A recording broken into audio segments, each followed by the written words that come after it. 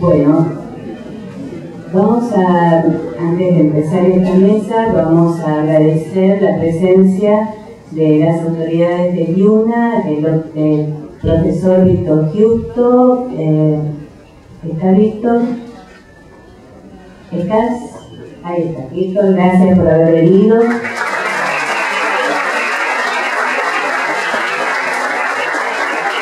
Y María Marta, también gracias por haber venido. Nos acompaña también la profesora Graciela Marota, de Artes Visuales, el profesor José Luis Castiñeira de Dios, de Audiovisuales, así que también agradecemos su presencia.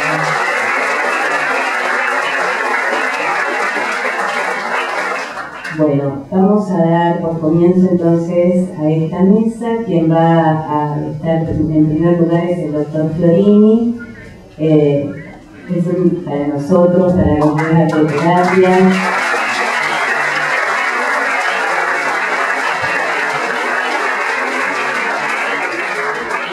Nos parece sumamente importante el aporte que él hace desde su libro, El psiquismo creador, para todo lo que tiene que ver con lo epistemológico, con lo que sería el campo de conocimiento para nosotros como arteterapeutas. Así que gracias, doctor Florini. Adelante. Bueno, muchas gracias por la invitación. Realmente me encanta reunirme con todos los colegas que forman parte de este congreso. Tenemos mucho a compartir y espero que podamos ahondar en ese compartir. Quiero plantear algunas cuestiones muy amplias que están planteadas en ese libro, El psiquismo creador, que algunos de ustedes conocen, porque hace a la concepción general de cómo pensar las terapias y cómo incluir ahí las formas de arte terapia dentro de una concepción de trabajo creador sobre el psiquismo. Entonces, la noción más amplia que aparece en este libro es la siguiente. En los estudios de los problemas en salud mental, partimos de los fenómenos de la psicopatología.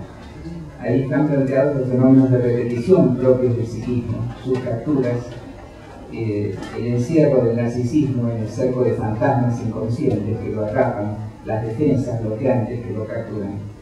Frente a todo ese sistema encerrante o atrapante del orden neurótico, la propuesta general de nuestros estudios sobre procesos creadores es que es la activación de procesos creadores en el psiquismo la que va a poder movilizar, abrir esas zonas laberínticas de captura y darles algún movimiento que no tenían. Había una propuesta en la teoría gestática de Fritz Perls que decía: la neurosis es un estancamiento de la creatividad.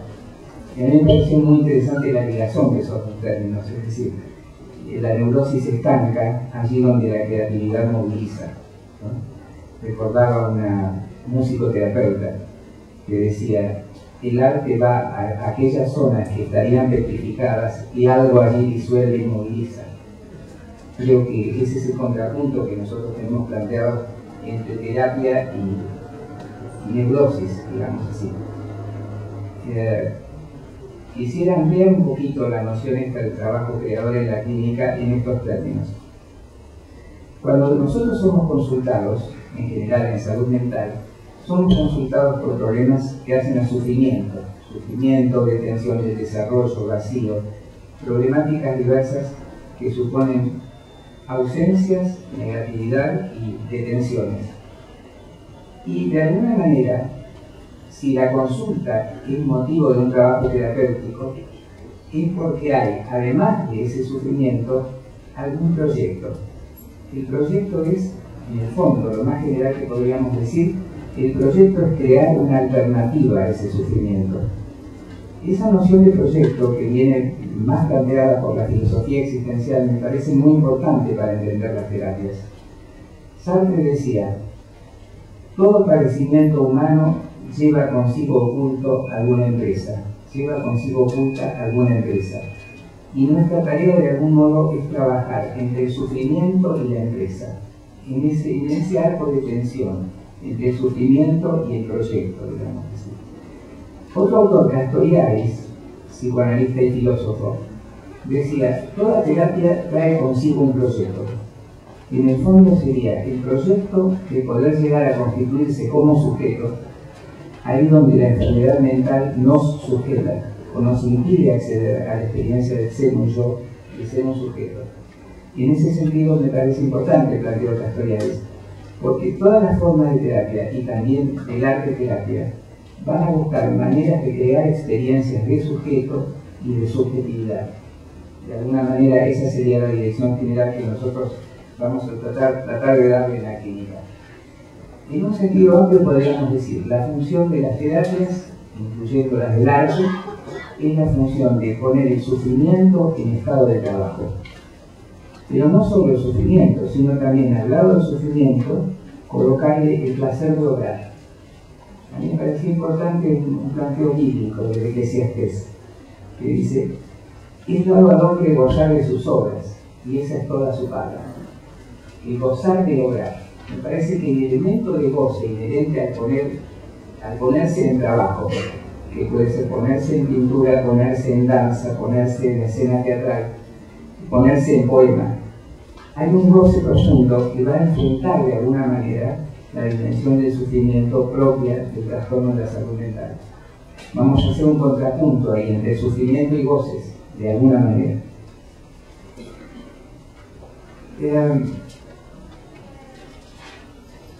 Quisiera hablar ahora un poco más específicamente del arte, o sea, del lugar, la presencia del arte. Quisiera definir algunos parámetros que me parecen claves en cuanto a la tarea terapéutica. Podríamos decir que el arte constituye formas especiales de presencia que sostienen mundos de valores. Y ahí hay un contrapunto importante entre el arte y la enfermedad. La enfermedad son muchas formas de ausencia y mundos de disvalor. En el mundo de la enfermedad hay egoísmo, ataques, daños, envidias, carencias de desarrollo, manipulaciones, sometimientos, ausencias de libertad. Frente a todo ese mundo negativo de disvalor, el arte trae la presencia de valores, sostiene valores de comunicación, de mensaje, de expresión, de verdad, de belleza, de conexión y solidaridad. Todos esos valores que trae el arte van a enfrentar ese mundo negativo, de negatividad propio del trastorno mental. Segundo, el arte hace de la experiencia vivida lugar a la expresión en modos de obrar. Estos modos agregan a la experiencia de vivir, otras dimensiones, porque estos modos de obrar del arte crean existencia. Y aquí de nuevo el contrapunto, porque la experiencia de la enfermedad es en gran medida la experiencia de o no existir, o de dificultades para el existir, de no llegar a vivir la experiencia de vivir, y en ese punto el arte lo que trae es la posibilidad de crear nuevos existentes. Tercero, diríamos que el arte trae a una visión del mundo que ya se supone conocida otras perspectivas que abren el campo de lo posible. Es decir, el arte nos descubre que otra cosa es posible. Otra cosa puede ser otro trazo, otra mirada, otra perspectiva, otro color, otro movimiento, otro poema.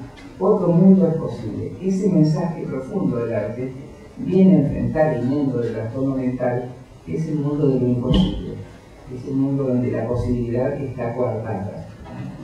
Había un planteo del filósofo Kierkegaard muy interesante que decía así: una angustia básica de vivir es cuando la vida no tiene posibles, sino que está limitada a lo que ya es. Y en ese punto el arte debería expandir el horizonte de los posibles, ¿no? Frente al encierro de la neurosis, el trabajo del arte es permitirnos ampliaciones de la conciencia. Ampliaciones de la conciencia que son propias de la ensoñación y de la meditación.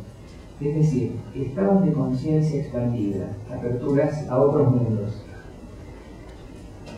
Fernando Pessoa, un poeta portugués, decía: en la experiencia creadora nada es, todo se ocrea. Para que todo pueda crearse hay que estar en un estado de conciencia expandida, porque en la conciencia cotidiana las cosas son lo que parecen ser. Es decir, en la experiencia cotidiana lo que es. En la experiencia creadora lo que es no es, sino que muchas otras posibilidades de ser. Ahí, si tengo